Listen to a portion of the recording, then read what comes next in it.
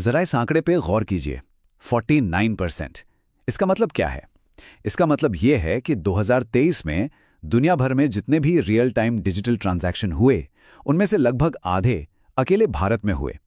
ये कोई छोटा मोटा आंकड़ा नहीं है, ये एक पूरी डिजिटल क्रांति की गवाही देता है। और आज हम इसी क्रांति की कहानी को परत दर परत खोलने वाले हैं। तो चलिए पड़ताल करते हैं डिजिटल इंडिया की। देखिए, ये सिर्फ एक सरकारी योजना का नाम नहीं है। नहीं, ये उस जबरदस्त बदलाव की कहानी है जिसने पिछले सिर्फ 10 सालों में हम सबके काम करने, लेन देन करने और यहां तक कि जीने का तरीका ही बदल कर रख दिया है। तो हमारा सफर कैसा रहेगा? हम 4 हिस्सों में बात करेंगे। पहले समझेंगे कि इस क्रांति की जरूरत ही क्यों पड़ी। फिर देखेंगे वो 9 पिलर्स का ब्लूप्रिंट जिस पर ये सब कुछ बना। इसके बाद पिछले 10 साल के नतीजों पर नजर डालेंगे और आखिर में बात करेंगे आने वाली चुनौतियों और भविष्य की। तो चलिए शुरू करते हैं पहले हिस्से से, भारत की डिजिटल क्रांति। सवाल ये है कि इतने बड़े देशव्यापी बदलाव की जरूरत आखिर पड़ी क्यों? इसकी नींव में सोच क्या थी? 1 मिनट के लिए 2015 से पहले का भारत सोचिए। एक तरफ क्या था? चुनौतियां। गांव में इंटरनेट का नामो निशान नहीं, हर काम के लिए कागजों के ढेर और कोई एक राष्ट्रीय डिजिटल पहचान थी ही नहीं। और दूसरी तरफ एक बहुत बड़ा सपना था हाई स्पीड इंटरनेट का, जो सबके लिए हो, सरकारी सेवाएं जो एक क्लिक पर मिल जाएं और हर नागरिक का डिजिटल सशक्तिकरण। बस डिजिटल इंडिया मिशन इन्हीं दो दुनियाओं के बीच एक पुल बनाने की जबरदस्त कोशिश थी। तो ये सफर शुरू हुआ जुलाई 2015 में। आज लगभग एक दशक बाद हम इसका असर अपनी रोजमर्रा की जिंदगी में देख रहे हैं, महसूस कर रहे हैं। लेकिन रुकिए, कहानी यहां खत्म नहीं होती। असल में ये मिशन सिर्फ आज के लिए है ही नहीं, ये तो 2047 के विकसित भारत के सपने के लिए एक बुनियाद तैयार कर रहा है। अच्छा, इस पूरे बदलाव के दिल में एक बहुत ही कमाल का आइडिया है। इसे कहते हैं डिजिटल पब्लिक इंफ्रास्ट्रक्चर, यानी डीपीआई। अब ये डीपीआई है क्या? आसान भाषा में समझिए, जैसे हमारे देश में हाईवे हैं, रेलवे लाइंस हैं, बिजली के ग्रिड हैं। डीपीआई वो ही चीज है, लेकिन डिजिटल दुनिया में। ये वो साझा राष्ट्रीय संपत्ति हैं, वो पाइपलाइनें हैं जिनमें पानी नहीं बल्कि विश्वास बहता है। और इसी विश्वास के दम पर करोड़ों लोगों के लिए आर्थिक और सामाजिक मौके पैदा होते हैं। तो इस बड़ी सोच के पीछे 3 मुख्य लक्ष्य थे, 3 विजन थे। पहला, डिजिटल इंफ्रास्ट्रक्चर हर नागरिक के लिए एक बुनियादी सुविधा हो, जैसे पानी या बिजली। दूसरा, सरकार और उसकी सेवाएं ऑन डिमांड मिले, मतलब जब जिसकी जरूरत हो तब मिले। और तीसरा, देश का हर नागरिक डिजिटल तरीके से ताकतवर बने, सशक्त हो। चलिए अब आते हैं अपने दूसरे हिस्से पर, वो 9 पिलर्स वाला ब्लूप्रिंट। ये समझिए कि ये उस डिजिटल राष्ट्र का आर्किटेक्चर है, वो नक्शा है जिस पर यह पूरी इमारत खड़ी की गई। और देखिए, किसी भी इतने बड़े सपने को हकीकत में बदलना है तो एक ठोस प्लान तो चाहिए ही। डिजिटल इंडिया के लिए वो प्लान, वो एक्शन प्लान, यही 9 पिलर्स थे। तो ये 9 पिलर्स क्या थे? चलिए फटाफट एक नजर डालते हैं। सबसे पहले तो कनेक्टिविटी की बात हुई, मतलब ब्रॉडबैंड हाईवे से गांव तक तेज इंटरनेट और यूनिवर्सल मोबाइल एक्सेस से हर कोने में नेटवर्क।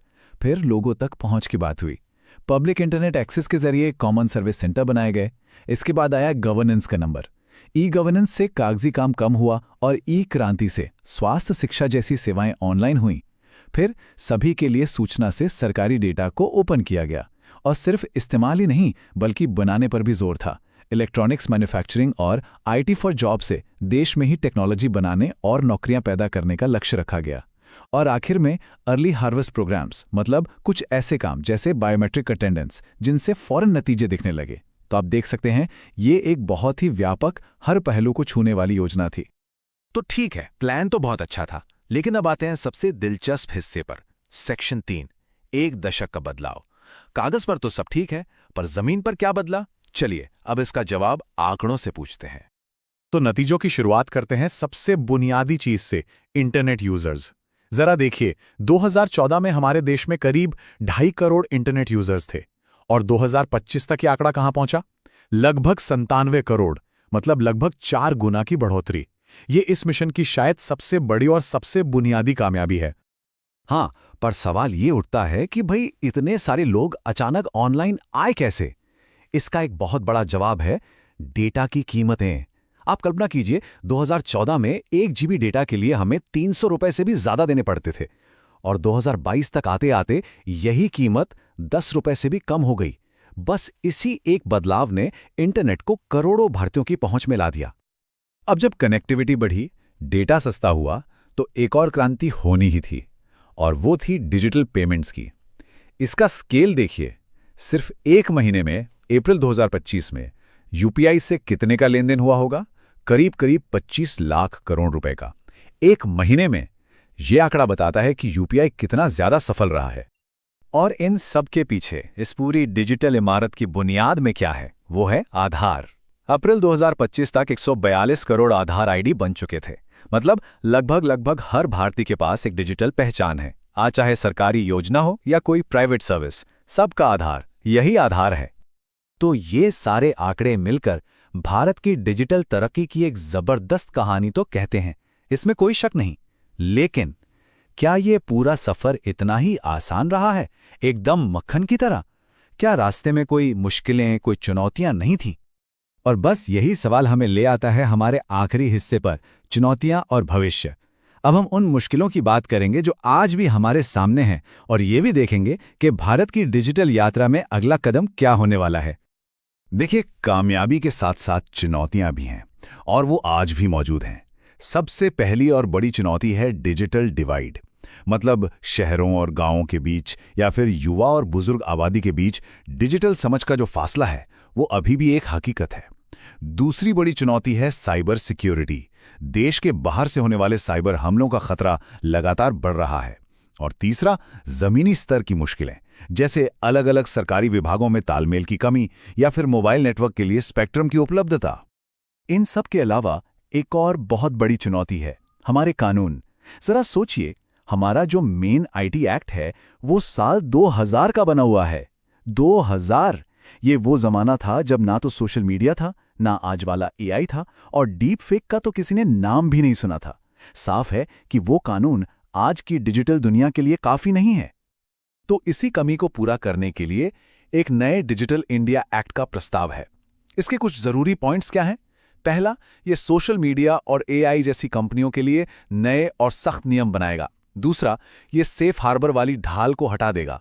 इसका मतलब यह है कि अब प्लेटफॉर्म्स को गलत कंटेंट के लिए ज्यादा जिम्मेदार ठहराया जा सकेगा, उन्हें वो हटाना ही होगा। तीसरा, ये डिजिटल नागरिक के अधिकारों की बात करता है, मतलब ट्रोलिंग और डीप फेक जैसी चीजों से हमें सुरक्षा मिलेगी। और चौथा, ये बच्चों की ऑनलाइन सेफ्टी और डेटा प्रोटेक्शन को सबसे ऊपर रखेगा। और हाँ, इन चुनौतियों से निपटने की कोशिशों के साथ साथ भारत की ये डिजिटल कहानियां पूरी दुनिया का ध्यान खींच रही है। खास तौर पर भारत का जो डीपीआई मॉडल है, उसे अब ग्लोबल साउथ यानी दुनिया के दूसरे विकासशील देशों के लिए एक कामयाब मॉडल की तरह देखा जा रहा है।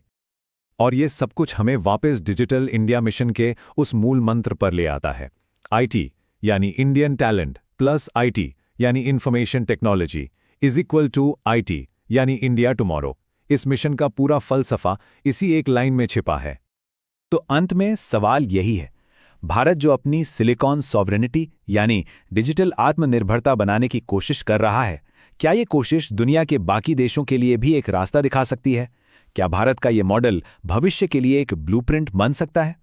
ये एक बड़ा सवाल है जिस पर सोचना हम सबके लिए जरूरी है।